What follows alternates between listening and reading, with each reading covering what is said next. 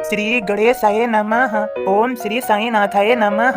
बाबा करें आपकी सभी सद मनोकामना पूर्ण। बाबा के संदेश को सुनने से पहले श्रद्धा सबूरी आवश्यक है। सदगुरु श्री साईं प्रभु बाबा का संदेश है, कभी चिंता मत करो, उनकी इच्छा और आज्ञा के बिना पत्ता भी नहीं हिलता। सदा याद रखो, उस मालिक पर, परवरदिगार पर, परमात्मा पर अटूट विश्वास रखो, और विश्वास भी ऐसा जो कभी न डगमगाए। सदा याद रखो, वो परमात्मा, वो मालिक कभी धोखा नहीं देता। वह अपने विश्वास पर खरा उतरता है, अर्थात वो अपने विश्वास को कभी नहीं तोड़ता। सदा भक्तों का उनके प्रति दृढ़ विश्वास कायम होना चाहिए। सदा याद रखो, भूलो ना, कभी चिंता मत करो, उनकी इच्छा और आज्ञा के बिना पत्ता भी नहीं हिलता। भूलो मत, सदैव याद रखो। अब श्रद्धा पूर्वक बोध को सुन लो और समझ लो। ओम साईं राम। बाबा का बोध इस प्रकार है, तेरा तुझको अर्पण क्या लागे मेरा।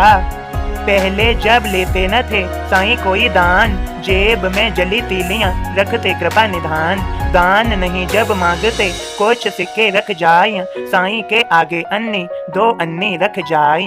तेल तंबाकू के लिए वही काम आ जाय, चिलम पिए जब जोगड़ा नभ में फिक्र उड़ाय।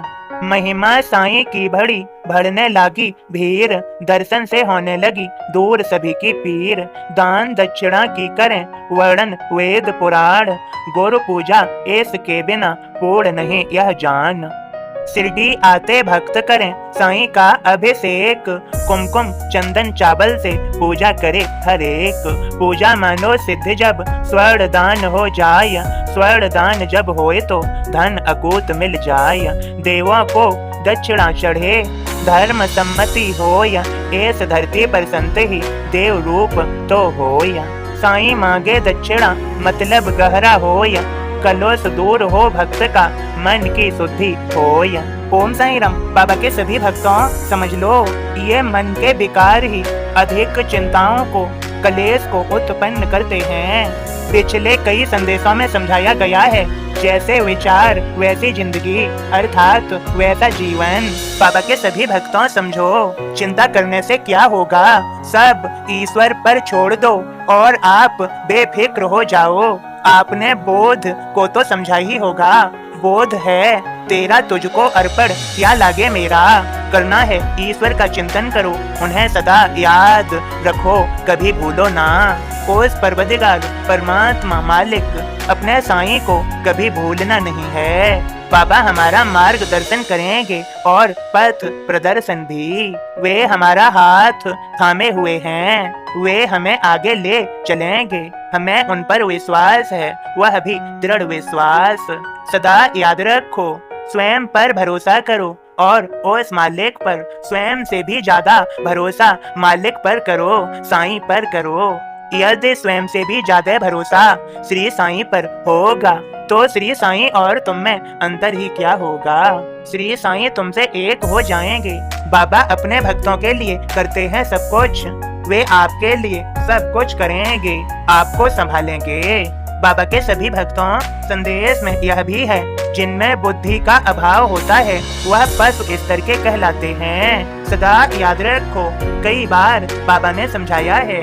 बाबा के संदेश बोध को समझने की कोशिश करो, समझो, प्रत्येक दिन श्रद्धा पूर्वक सुन लिया करो।